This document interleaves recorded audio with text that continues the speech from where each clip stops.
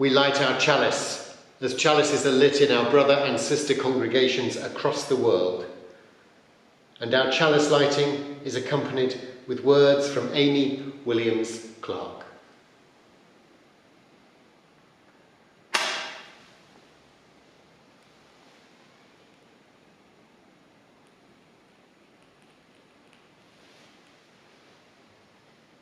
We gather virtually in this time of uncertainty, full of unknowns as concerns close in upon us. We light this chalice with a flame that draws us together. With this flame, we cut through the dankness of solitude and are warmed by the fires of our interconnection. For this moment, this radical moment, we find a certainty within the knowable bonds of love and community.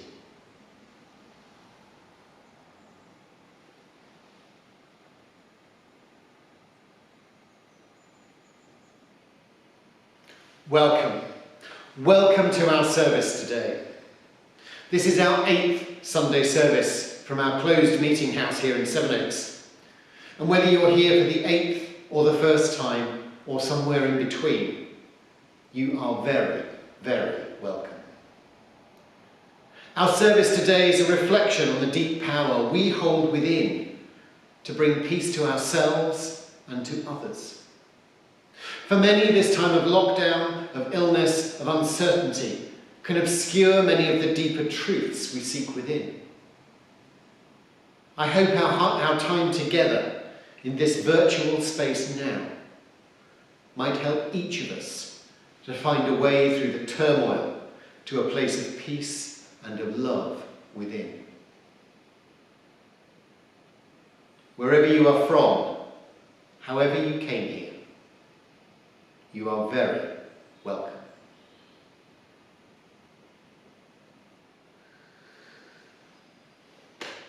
Our first reading is biblical. All will become clear. And it's very short. This is from the book of Mark, thought now to be the very first gospel written. And this is from chapter 3, verses 16 to 19. It's a very early part of the story of Jesus' ministry. It's the moment he calls the disciples. So he appointed the 12. To Simon he gave the name Peter. Then came the sons of Zebedee, James and his brother John, to whom he gave the name Boanerges, sons of thunder. Then Andrew and Philip, and Bartholomew, and Matthew, and Thomas, and James the son of Alphaeus, and Thaddeus, and Simon, a member of the Zealot party, and Judas Iscariot, the man who betrayed him.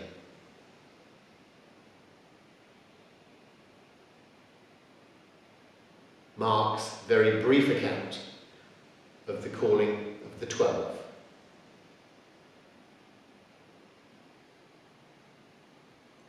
Let us join together in a time of prayer.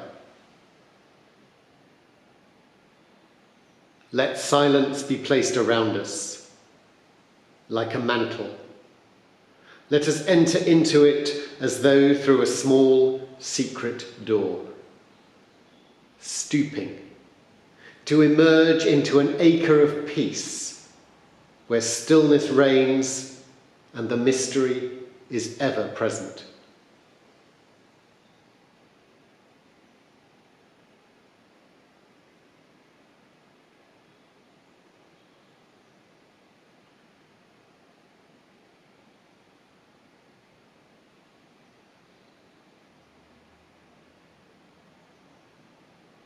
May we be helped to descend into the depths of our being, below our conscious and subconscious life, until we discover our real selves, that which is given to each of us alone, the divine likeness in which we are each made and into which we are to grow, the place from where we connect, the spring from which all lives arise.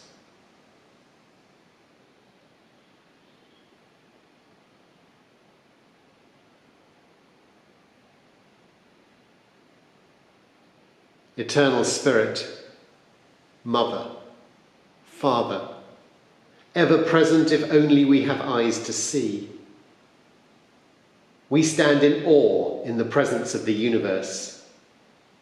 In its proper time, may the mystery unfurl before us. Though fettered by our material desires, may the depths of the Spirit uphold and guide us. May the great gifts of the earth sustain us. May the universe forgive our faults and our follies, and may we in equal measure be forgiving. May we ever turn our eyes toward the light to dispel the darkness which would engulf us. We give thanks for the bounty of the universe, which abounds with power and glory beyond our greatest imaginings.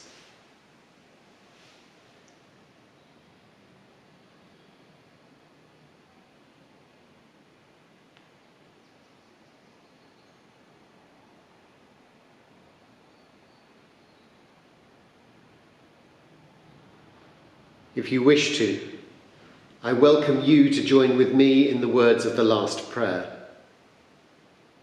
following the words on the screen. Great Spirit of love, may we be led from death to life, from falsehood to truth. May we be led from despair to hope, from fear to trust. May we be led from hate to love, from war to peace. Let peace fill our hearts, our world, our universe. Amen.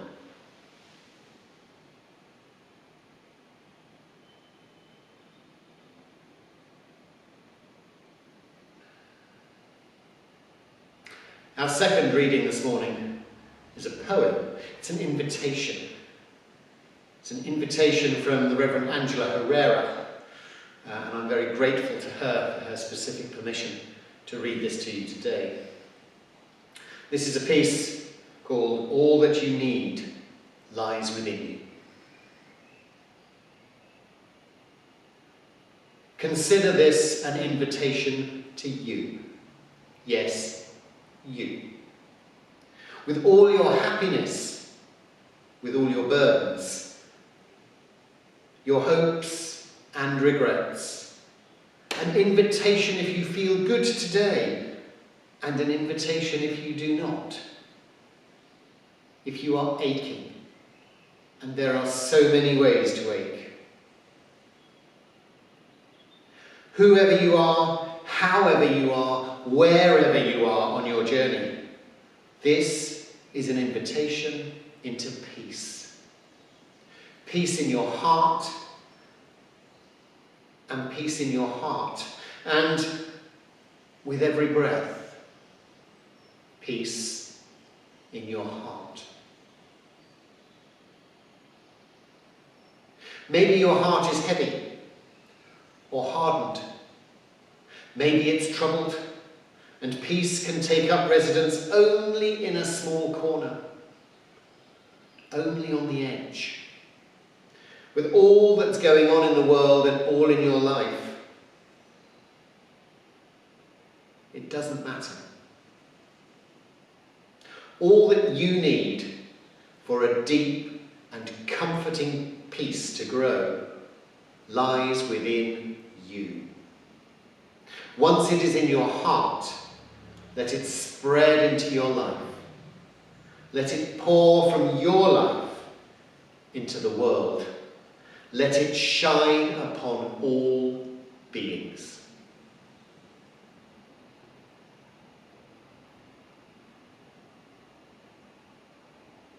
The words of Angela Herrera.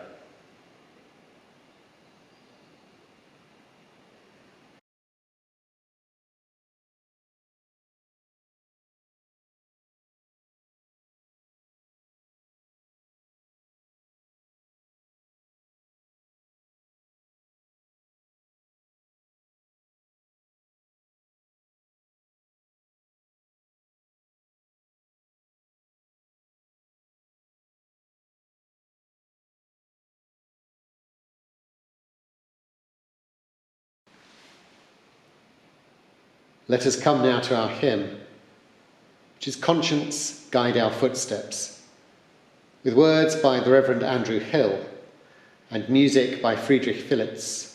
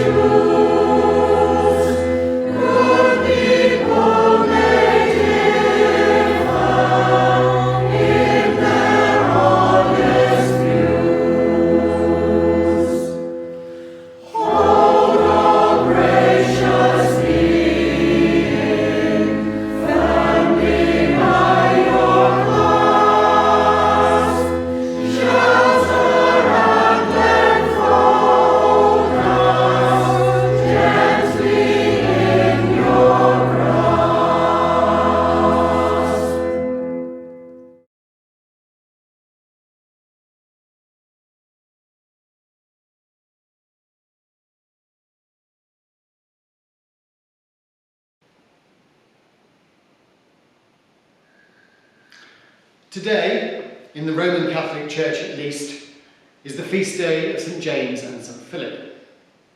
The two are always celebrated together.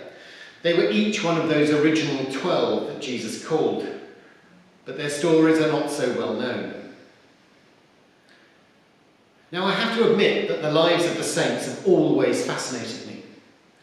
Although never Roman Catholic in my varied spiritual history, the stories and the legends of these venerated individuals always provided, and still do provide, a wonderful read.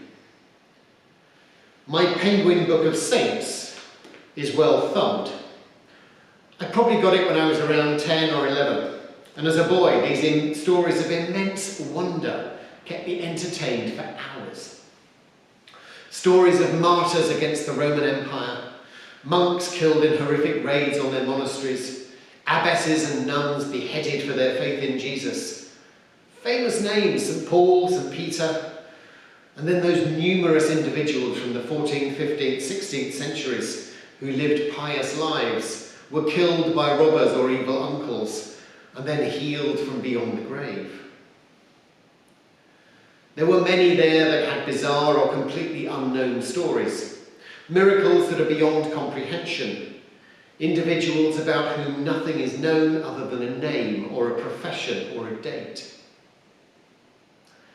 And then there are those that can only be assumed to have been saintly in their actions.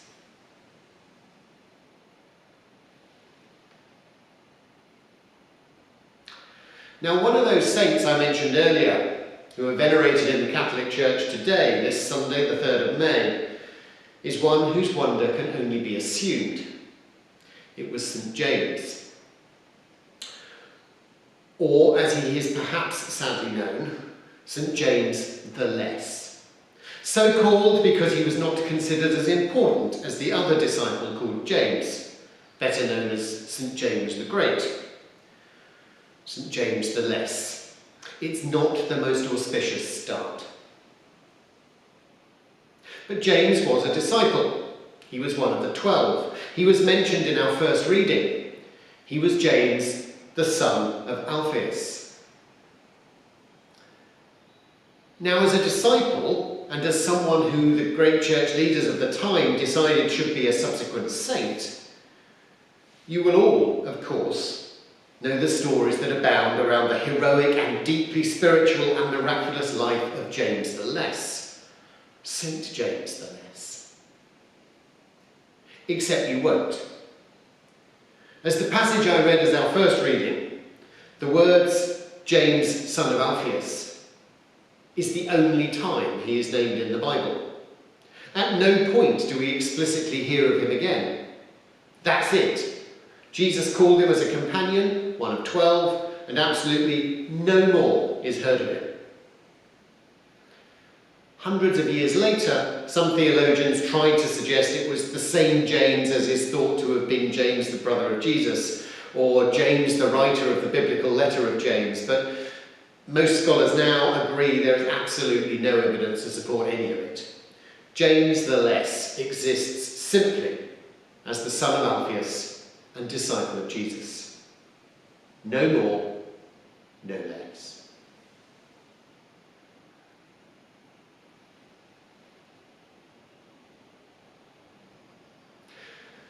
Now, in our second reading today, the piece by Angela Herrera, we heard an invitation to seek peace and love from within yourself. The words were gentle. The words were inclusive. The words present both a challenge and a comfort. Angela Herrera's reading talks of the power of ourselves to find peace in our hearts. She talks of the possibilities that lie within each and every one of us to make subtle and life-changing tweaks to the way we live our lives, to the way we experience life. As she said, whoever you are, however you are, wherever you are on your journey, this is an invitation into peace. Peace in your heart, and peace in your heart, and with every breath, peace in your heart. It is in reality a gentle, guided meditation to sense and calm the churning, twisting maelstrom we often find within ourselves. Now, at this time of COVID-19, of social distancing, of uncertainty and of concern for ourselves and for others, this insistent invitation to find peace within is a necessary and, I suggest, a welcome one. Sometimes we do need to be told what to do, even though deep down we already know what needs to be done. But Angela Herrera goes further. In that final part of her reading, she suggests that growing a peace within us gives us the opportunity to spread that peace into our lives and pour it into the world, to let it shine upon all beings, as she puts it.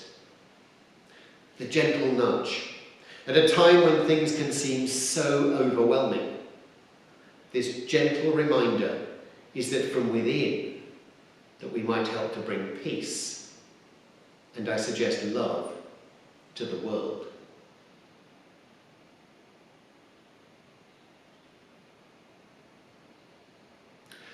Now, even though we are those individuals that have the potential to bring peace and love to the world, we're not all going to live the life of a saint. And there is a strong chance that our lives of love and peace will not lead to a place in any future edition of this Dictionary of the Saints, aside from perhaps a special Unitarian book. But does that matter? What's the true value of the peace and the love that we can bring? And at times, I'm sure we all wrestle with the true level of change, of love, of peace that we might each bring to the world.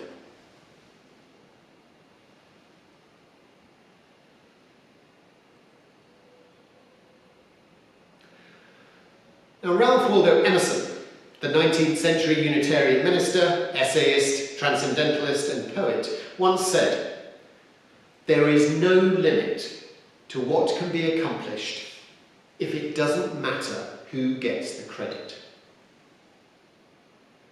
There is no limit to what can be accomplished if it doesn't matter who gets the credit. It's a reassuring quote, and one, when reflected on further, can be seen to harbour much truth.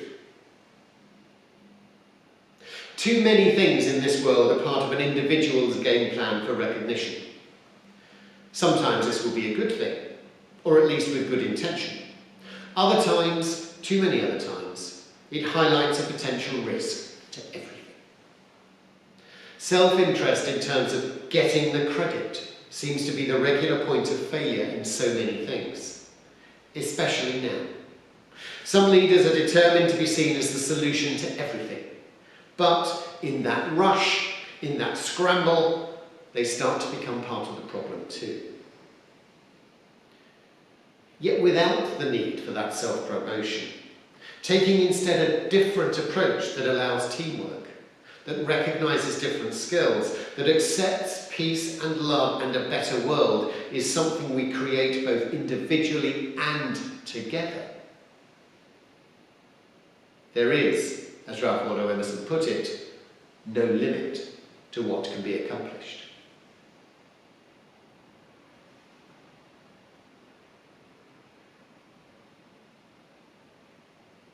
Now, to go back to the star of our sermon, we have no idea what James the Less did in his life. We do not know what he accomplished, other than be called as a companion in Jesus' first 12. Yet he's considered a saint. Why? Well, I hope it is, in part, because James was clearly committing to working as part of a community that would bring goodness and beauty back to the world. In the political and spiritual framework of Jesus' time in Jerusalem and elsewhere, the work of the disciples was to bring cohesion, love and healing back to a fractured society. They supported Jesus' work, but more than that, they were commissioned to go out and do likewise. Now, I doubt any of those that followed Jesus in those early days expected to become well known. Certainly not remembered for 2,000 years. Probably didn't want to be saints either.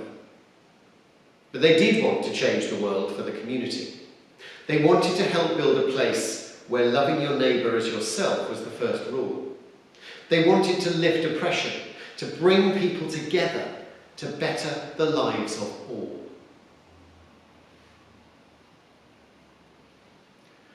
Now, by working from within, and the Bible talks much of the need for quiet reflection, of prayer, of meditation for all.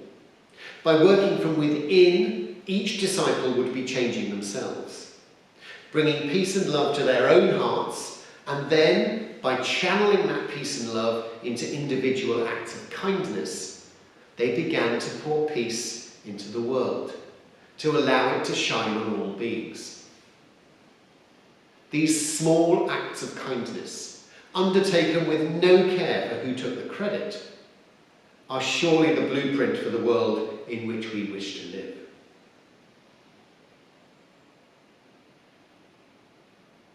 Now, as we begin to emerge from this time of lockdown, looking to preserve some of the good things this shake-up to society has brought, let us look too at how we bring peace to ourselves and then to others. I don't think it's true to say that nothing is known about St. James the Less. We know he committed to good, to making the world a better place. And for that, we take our inspiration. There is no limit to what can be accomplished if it doesn't matter who gets the credit. In this way, less is certainly more.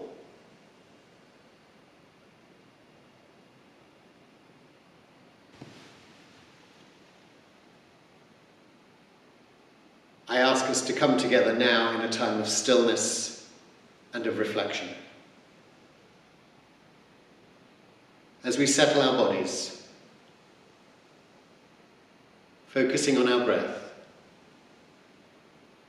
perhaps closing our eyes, we reflect on how we can each bring peace to ourselves and then pour out that peace and love to others.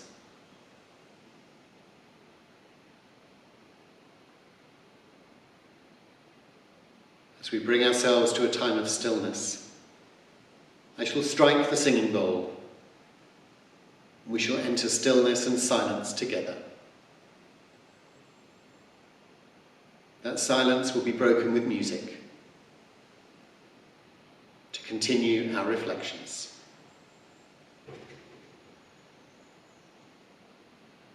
As we settle our bodies.